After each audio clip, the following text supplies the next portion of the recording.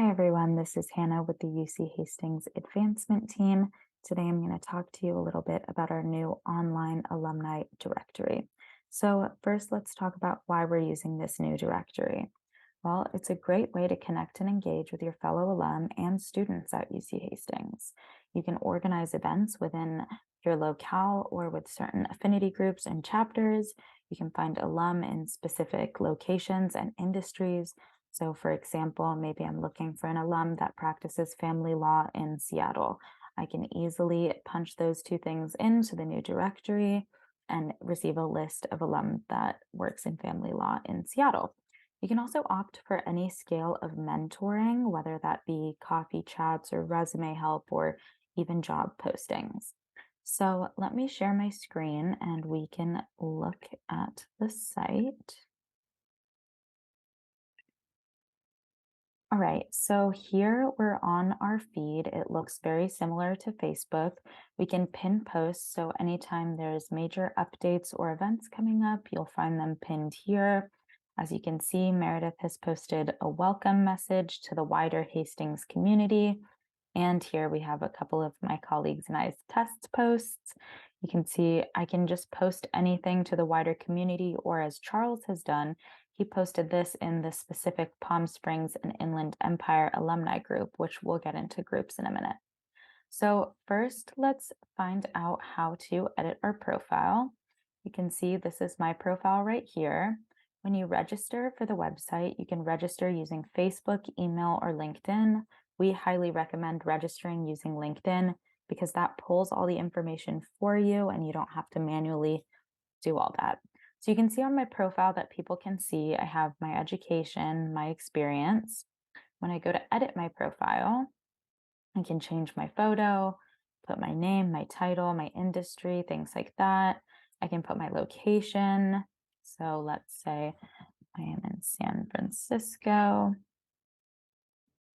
I can put what type of help or mentoring I'm willing to provide or the type of stuff I'm seeking. Say I am seeking someone to meet for coffee with me, but I can also offer to mentor a student. I can check those off. And then when students are looking for someone to receive mentoring from, excuse me, my name will come up for them and they can look at my profile and reach out to me. So here is where you put your Hastings education info. Down here, you can put any experience.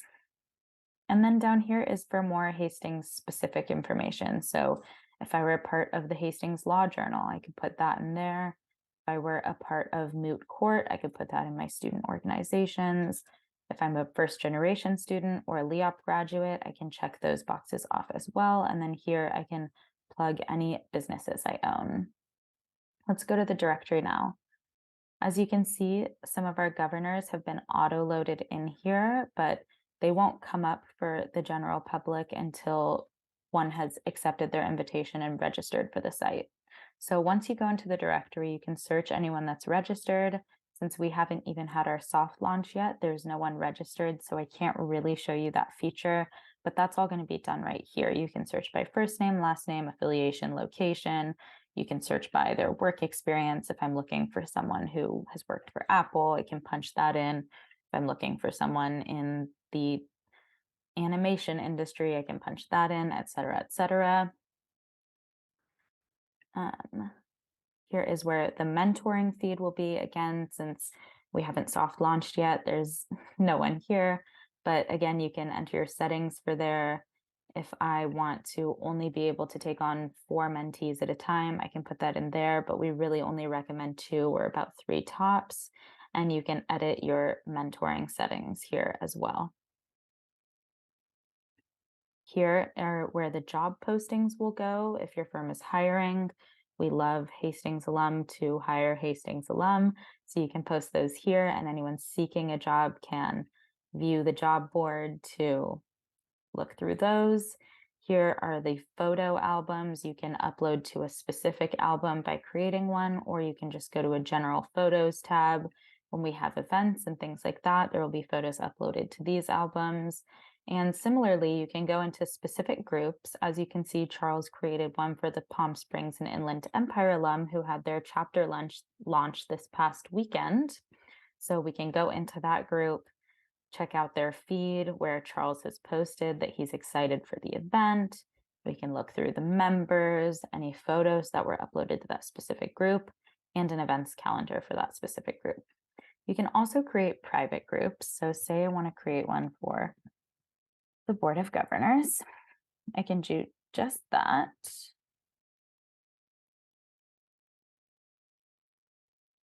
I can make that a private group. Members must be approved first. And then we go in here and we can punch in any, specific things that we want members of this group to have.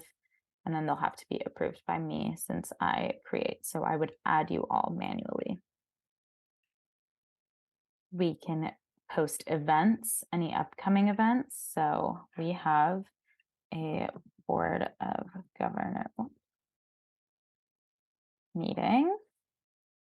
It is in Los Angeles in February 2023, February 4th, I believe. Yep. So I can post that event and require RSVPs. I can set it to only allow the first 30 RSVPs to be able to access it, things like that. So there's all these different privacy settings you can use for groups and events.